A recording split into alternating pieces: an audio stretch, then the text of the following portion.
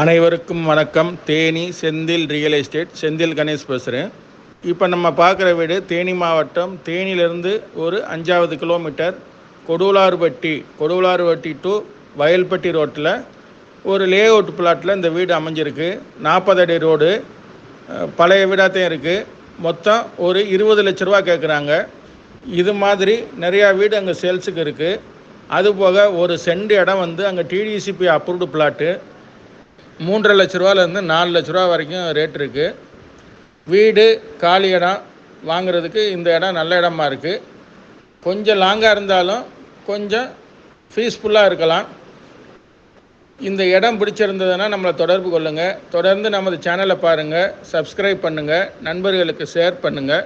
நன்றி, வணக்கம்.